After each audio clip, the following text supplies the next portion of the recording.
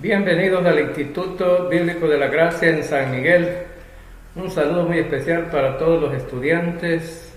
Un gusto poder servirles a través de esta plataforma y llevarles el estudio de la Palabra de Dios. En esta ocasión tenemos una serie nueva y es, ¿dónde está, o muerte, tu hijo? Vamos a hablar acerca de la muerte, un tema que casi no se habla. Nosotros vamos a estudiar un poco sistemáticamente para poder darnos cuenta de que es tan importante este tema. Solamente son 4 lecciones, pero 4 lecciones que nos dejarán un sentido de la vida y un sentido de la muerte. Es decir, el creyente debe de estar siempre listo y preparado para este tipo de temas. Por lo tanto, en el instituto debemos de tener claro cómo tener ampliamente en nuestra mente y en nuestro conocimiento el tema acerca de la muerte. Yo quisiera llevar una palabra de oración. Señor Dios, te doy gracias por el momento que nos das de poder estudiar tu palabra. Te pedimos que, guiados por tu Santo Espíritu, podamos tener claro, Señor, acerca de este tema. Ya hemos visto 2 lecciones, pero continuamos, viendo la siguiente lección que nos dejará, un aspecto claro acerca de la muerte. En el nombre de Cristo Jesús, te lo pedimos. Amén y amén. Entonces, continuamos. Y ya hemos visto la muerte es un asunto que todos tenemos que enfrentar. Y lo primero que vimos fue la certeza de la muerte. Lo segundo que vimos fue la causa de la muerte. Y hoy veremos la muerte, una palabra que todos debemos entender. Y lo que vamos a ver entonces es qué significa la muerte en la vida. Y cuáles son las diferentes clases de muertes. Veamos entonces muerte algunas preguntas que debemos responder. ¿Qué sucede después de la muerte? ¿Qué sucede después de la muerte? Veamos algunas respuestas que no son bíblicas. Y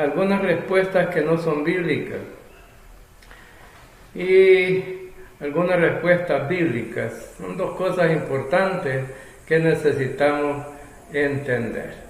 ¿Por qué mueren los creyentes? ¿Por qué mueren los creyentes? ¿Cuál es el resultado de la muerte para cada creyente? La muerte física de cada creyente significa ausentes del cuerpo y presentes al Señor. Ausentes del cuerpo y presentes al Señor. En Romanos capítulo 5, en 2 Corintios capítulo 5, versículo 8 dice: pero confiamos y más quisiéramos estar ausentes del cuerpo y presentes al Señor. Para el creyente la muerte significa que va a dejar su cuerpo y su alma y espíritu van a estar presentes con el Señor. Esta es la seguridad que cada creyente debe de tener por haber creído el Evangelio de Jesucristo. Esta es una verdad para el alma y el espíritu. Pero, ¿qué hay del cuerpo? ¿Qué hay del cuerpo? Y vemos entonces que tu cuerpo duerme hasta que sea resucitado en gloria. Tu cuerpo duerme hasta que sea resucitado en gloria.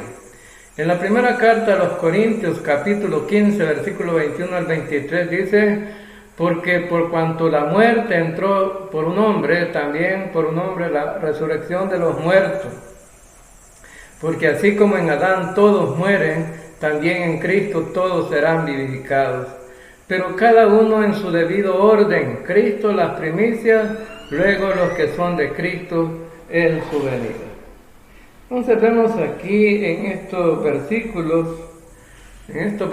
sobre todo el versículo 21 al 23, dice, recordemos que la resurrección tiene que ver con los cuerpos. Un día tu cuerpo va a resucitar a vida, pero por un tiempo va a estar dormido. Y eso es lo que pasa, ¿no? La gran confusión hoy día, que cuando se va a enterrar a una persona, algunos dicen hasta aquí terminó todo. Es decir, muerto el perro, se acabó la rabia. Pero no es así. Tu cuerpo duerme hasta que sea resucitado. Sí, un día nos levantaremos, seremos resucitados, y una ilustración muy bonita, ¿no? Acerca de todos aquellos creyentes que están durmiendo su cuerpo. Número 3, entrarás a un hogar eterno. Entrarás a un hogar eterno.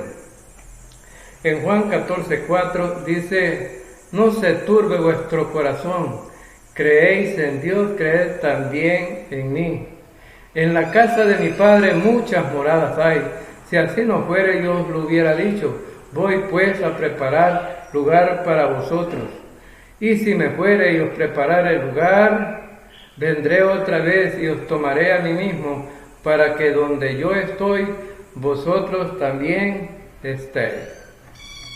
Entonces vemos aquí que el apóstol Juan está en el aposento alto, dándole el último sermón a los discípulos. Los discípulos estaban tristes porque Jesús les dice que tiene que morir y partir, y que pues ellos por un tiempo no lo van a ver, pero ellos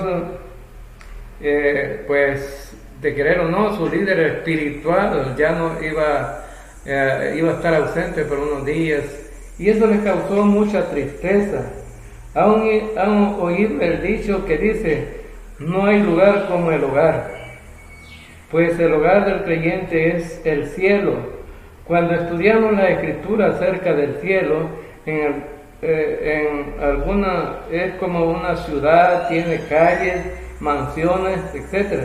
A las personas que les gusta la ciudad les va a gustar el cielo, pero también se describe como el campo, así que al que le gusta el campo también le va a gustar el cielo. El cielo es un lugar donde está Dios, donde hay alabanza, donde hay gozo. En el cielo, un lugar donde no hay pecado. El cielo es un lugar donde habrá compañerismo con Dios y con otros creyentes. No habrá malos entendidos, ni divisiones, ni carnalidad. El cielo es nuestro hogar eterno.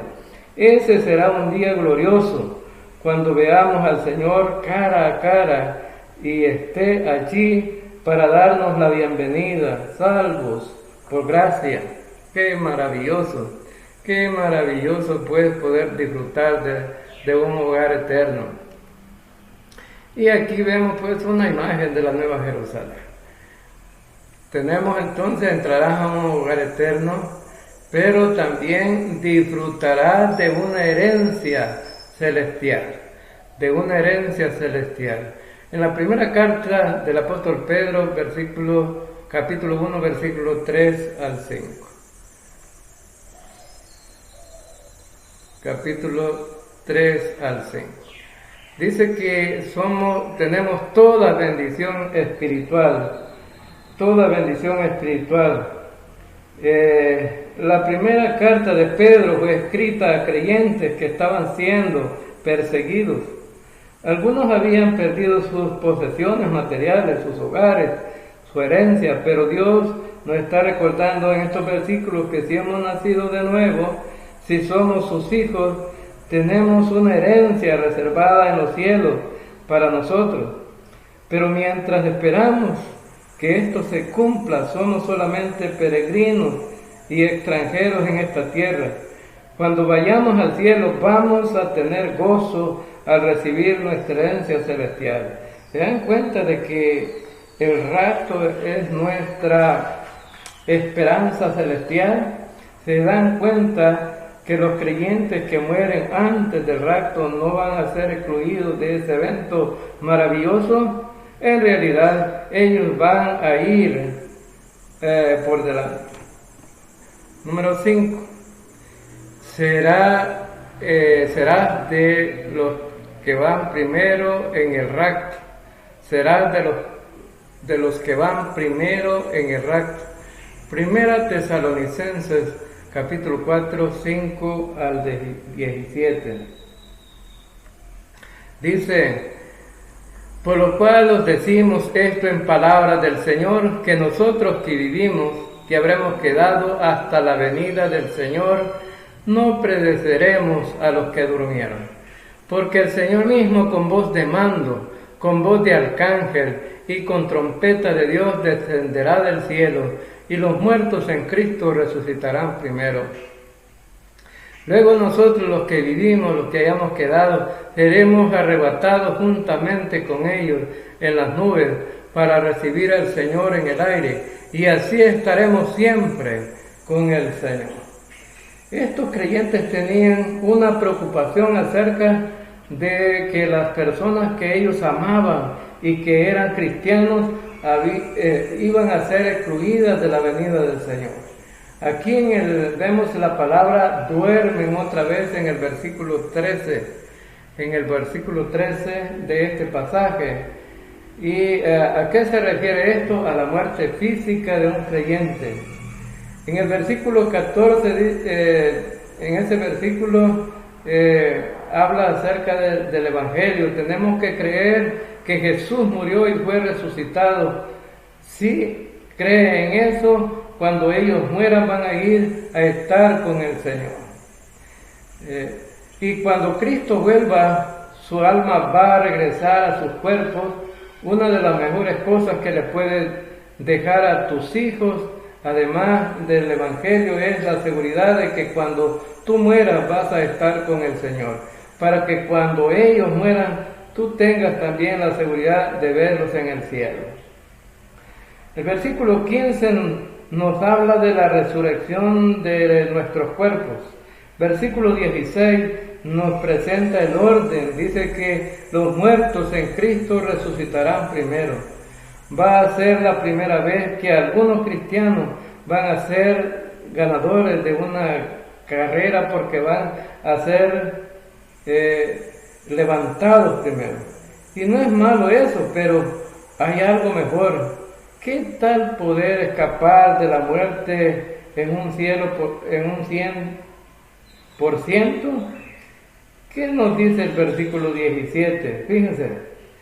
Fíjense que en el versículo 17, luego nosotros los que vivimos, los que hayamos quedado, seremos arrebatados juntamente con ellos en las nubes para recibir al Señor en el aire, y así estaremos siempre con el Señor.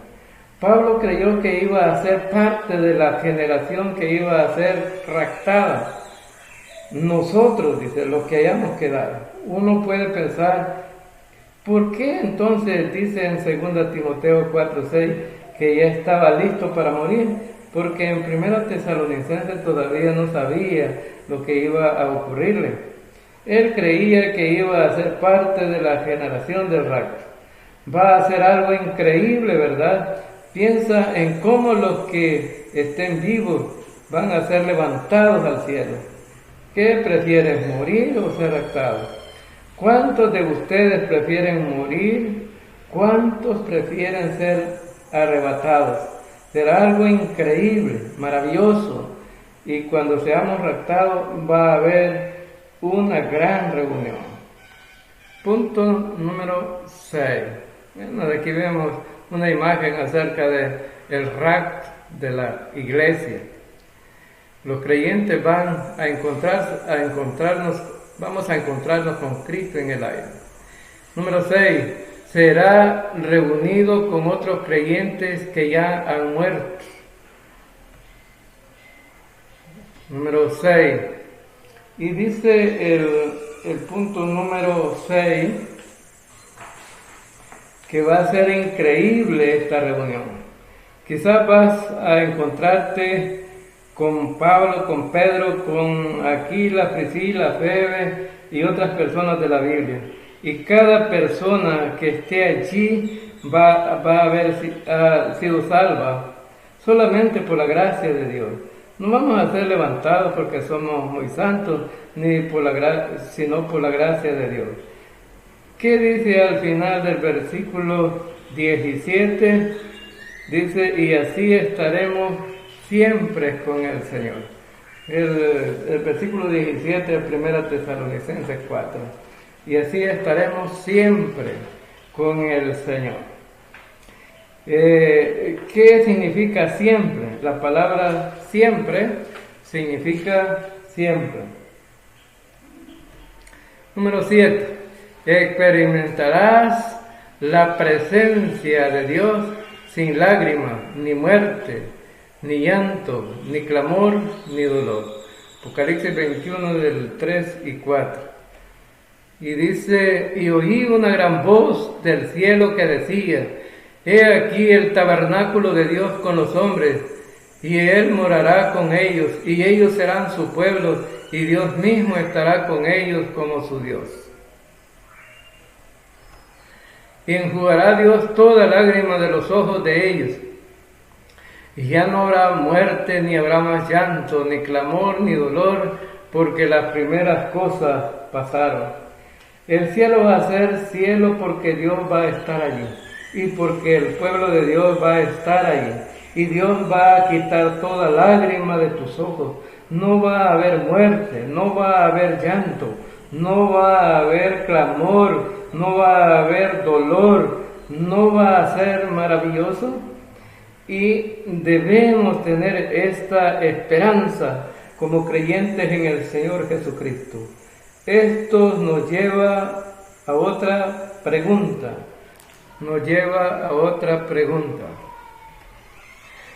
¿Cómo puedes responder frente a la muerte?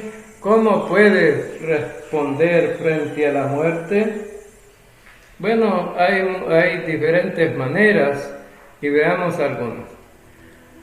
La agonía o muerte de una persona, de otro, de uno mismo, se puede responder naturalmente con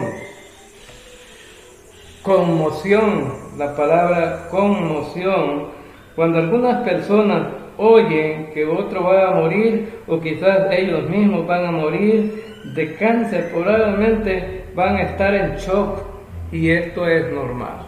Va a haber conmoción en la vida de esta persona. O fuerte emoción. Cuando hablé con un amigo cuya esposa estaba muriendo, me pude dar cuenta de que tenía emociones muy fuertes. Han estado casados por 30 años y él va a extrañar a su esposa. Es normal tener emociones fuertes. Otra cosa, depresión.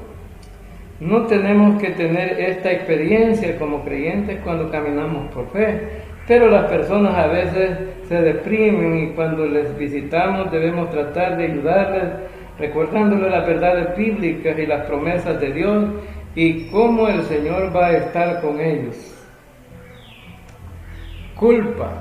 Algunos les van a reaccionar con culpa. Y eso, ¿cuál es la razón? Bueno, esto se debe especialmente cuando han tenido una mala relación. Se sienten culpables y es triste porque a veces gastan miles de dólares para arreglar una casa, pero no gastan 3 horas para arreglar una relación. Yo tuve una confrontación recientemente con un creyente que estaba viviendo en una carnalidad muy arrogante, orgullosa, que creía que nadie la podía corregir. Su vida era algo muy triste y había ido de todas las iglesias donde había estado, y en su carnalidad se casó con una incrédula y a los pocos meses ella lo dejó. Nadie podía vivir con esta persona, ni sus padres podían tener una buena relación con ella. Su cabeza estaba tan grande, tan hinchada, que no había ningún sombrero suficiente grande para su cabeza. Finalmente, después de hablar con esta persona, le dije, ¿te das cuenta de que si tú murieras, nadie va a venir a tu funeral porque nadie te soporta? La Biblia dice en Romanos capítulo 12, versículo 18, si es posible, en cuanto dependa de nosotros, estar en paz con todos los hombres. Pero vivir en paz no significa vivir muy cerca. ¿Saben lo que es un cuerpo espín? Algunos cristianos son como un cuerpo espín. Tratas de acercarte a ellos y te puyan con sus espinas. Y después de un rato dices, no se puede. Otra de las cosas que vemos aquí, cómo puede reaccionar con enojo, o cómo puede responder un creyente frente a la muerte con enojo. Generalmente no es un enojo justo, a menos que se trate de alguien que fue asesinado con maldad. Si alguien matara a su esposa, tu hijo o alguien o algún buen amigo tuyo, habría lugar para que tú sintieras enojo, sí. Un enojo justo. ¿Qué dice la Biblia? Airaos, pero no pequéis, no se ponga el sol sobre vuestro enojo. El problema es que algunas personas se enojan con Dios como si le hubieran hecho algo malo o equivocado. Con apatía, la palabra apatía, es decir, no les importa que otros estén muriendo, no les importa si ellos mismos van a morir. Con temor, es decir, que le tienen miedo a la muerte. Con acomodamiento y soledad. Con acomodamiento y soledad. Podemos entender esto porque nadie quiere estar solo. No queremos estar solos y es comprensible cómo podrías sentirte, pero también Dios entiende cómo nos sentiríamos ante la muerte del cónyuge, nuestra madre, nuestro único hijo o cualquier otro ser querido. A la agonía de la muerte de un creyente en Cristo, de otro o de uno mismo, se puede responder solamente o sobrenaturalmente con. Veamos. La seguridad de la salvación. Esto es importante, la seguridad de la salvación. En Filipenses capítulo 1, versículos 20 al 24, dice, conforme a mi anhelo y esperanza de que en nada seré avergonzado, antes bien con toda confianza, como siempre, ahora también será magnificado Cristo en mi cuerpo, o por vida o por muerte. Porque para mí el vivir es Cristo y el morir es ganancia.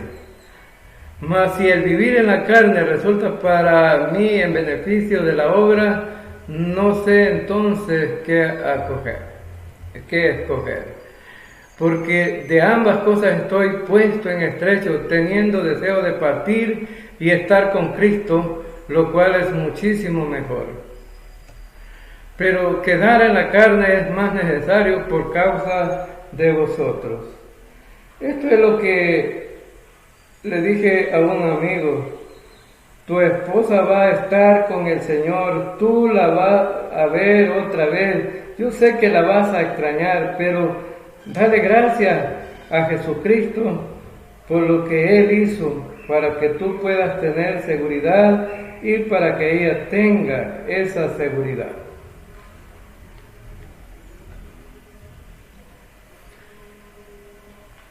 Reconocer la gracia soberana de Dios. En Job capítulo 1, 21 dice, y dijo, desnudo salí del vientre de mi madre, y desnudo volveré allá. Jehová dio y Jehová quitó. sea el nombre de Jehová bendito. Reconocer la gracia soberana de Dios, en este caso, significa, ¿qué es lo que dijo Job? Bueno, cuando oyó de la muerte de sus hijos, él dijo, Jehová dio y Jehová quitó, sea el nombre de Jehová bendito.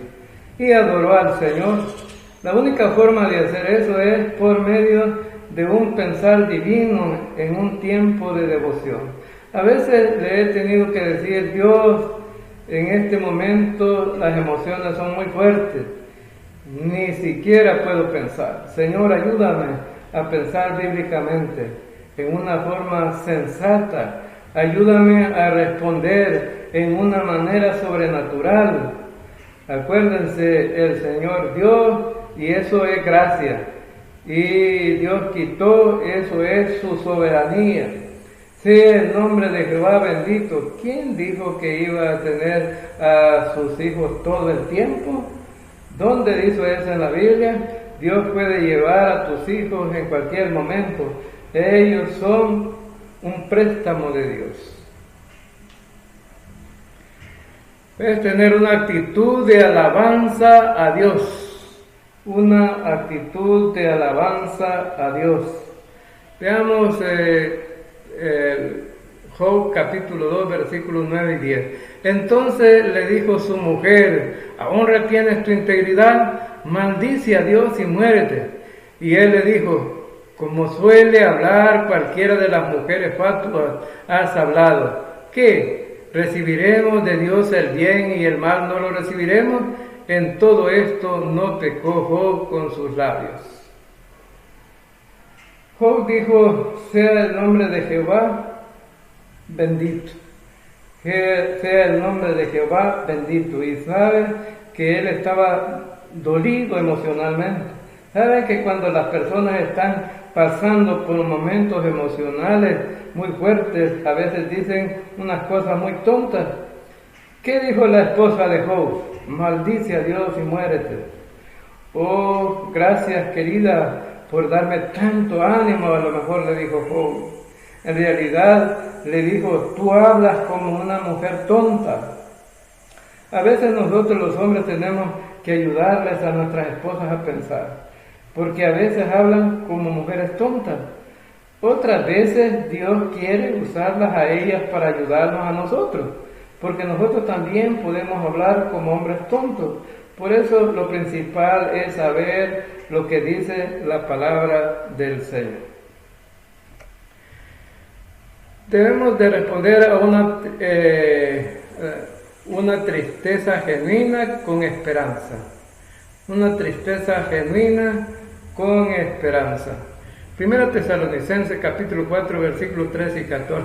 Tampoco queremos, hermanos, que ignoréis acerca de los que duermen, para que no os entristezcáis como los otros que no tienen esperanza. Porque si creemos que Jesús murió y resucitó, así también traerá Dios con Jesús a los que durmieron en él. Entonces vemos aquí, podemos tener tristeza, pero es una tristeza con esperanza, con seguridad absoluta de una bendición futura para ellos y para nosotros. También en el versículo 15 al 17 dice, por lo cual os decimos esto en palabra del Señor, porque nosotros que vivimos, que habremos quedado hasta la venida del Señor, no prevaleceremos a los que durmieron. Porque el Señor mismo con voz de mando, con voz de arcángel y con trompeta de Dios descenderá del cielo, y los muertos en Cristo resucitarán primero. Luego nosotros los que vivimos, los que hayamos quedado, seremos arrebatados juntamente con ellos en las nubes para recibir al Señor en el aire, y así estaremos siempre con el Señor. Este versículo 17 remacha totalmente nuestra esperanza, y así estaremos siempre con el Señor. ¿O no le gustaría a usted, mi estimado estudiante, estar siempre con el Señor? Veamos a la agonía o muerte de un creyente en Cristo, de otro, de uno mismo, se puede responder sobrenaturalmente con un consuelo genuino por las promesas de Dios. Un consuelo genuino por las promesas de Dios. Fíjense que en el versículo 18 de 1 Tesalonicenses 4 dice: por tanto, alentaos los unos a los otros con esta palabra. Alentaos los unos a los otros con estas palabras. ¿Cómo podemos dar consuelo los unos a los otros en estas circunstancias? Con esas palabras. Puedes traerles chocolates, dulces o solo vas a ayudarles a que suban de peso.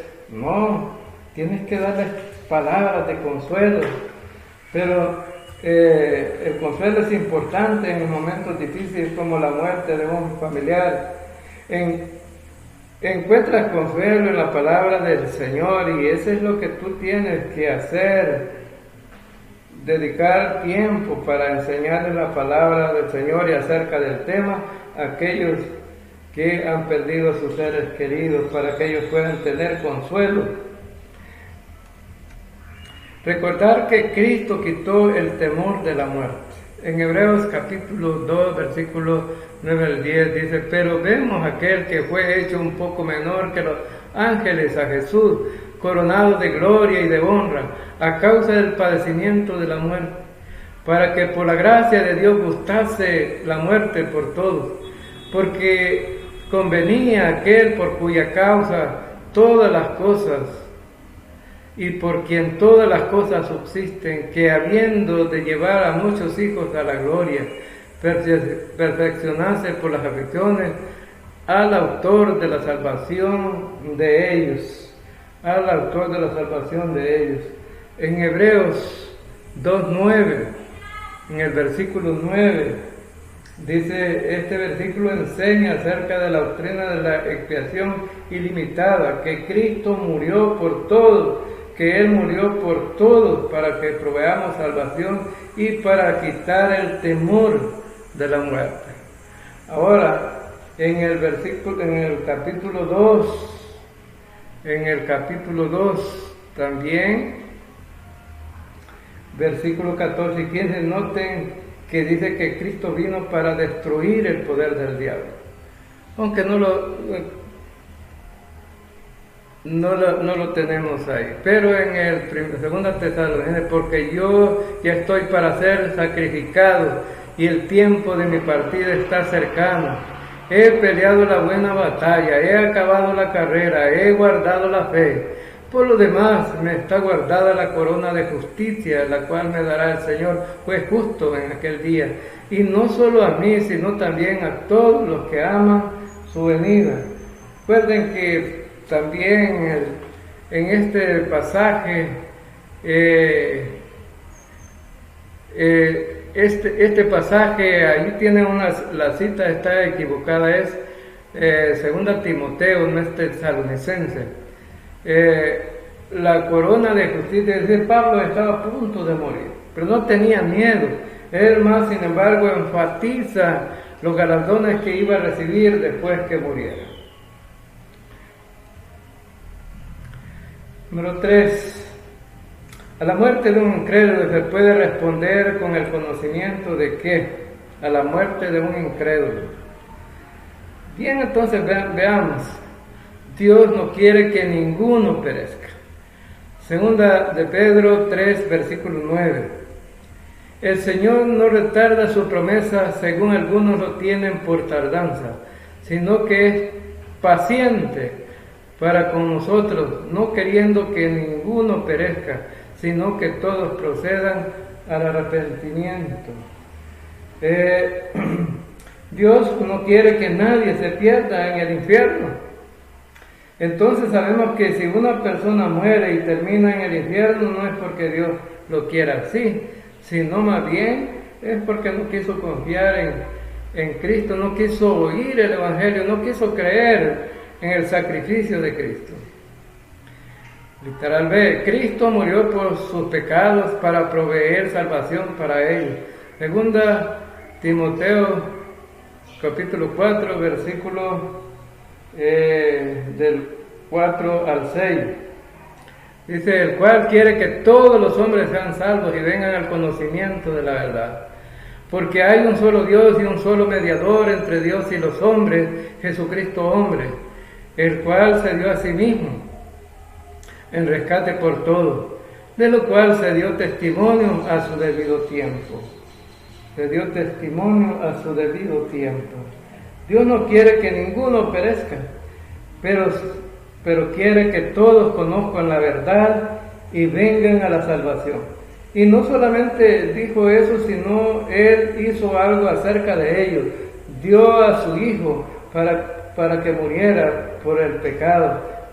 No solamente de uno, sino por de todo el mundo, para que todos puedan ser salvos. El problema más grande es que la gente no quiere creer en el Evangelio. Ese es el problema. No quiere, pero Dios quiere que todos se salven. Ese es el deseo de Dios.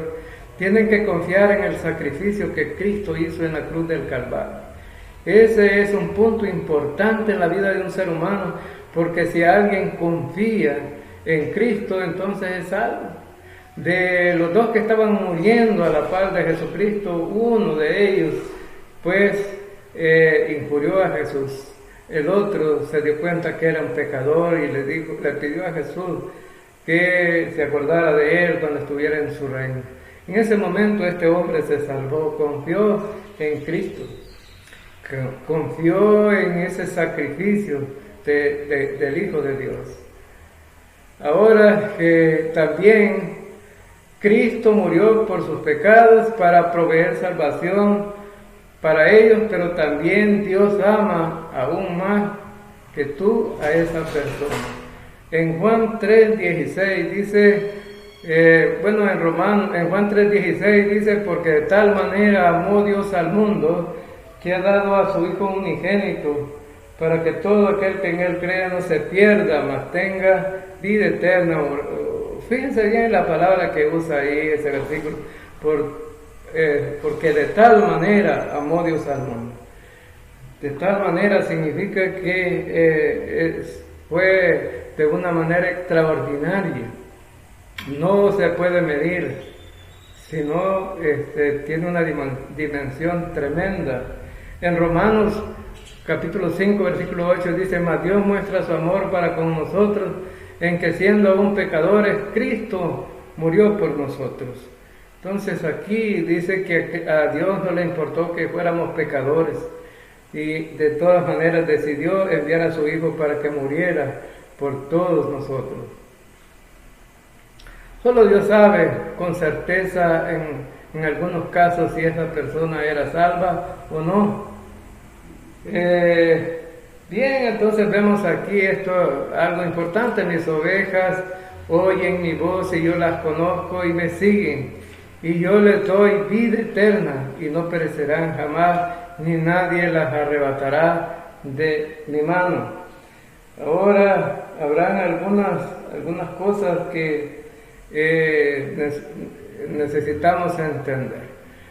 Hay gente que pues muere precisamente en unos segundos antes de morir, pues la gente cree, confía en Jesucristo, pero entonces, y alguien puede decir, pero solo Dios sabe, ¿no? Con certeza, pero todas aquellas ovejas que siguen a Jesucristo, Él dijo que yo les doy vida eterna y no perecerán jamás, ni nadie las arrebatará de mi mano.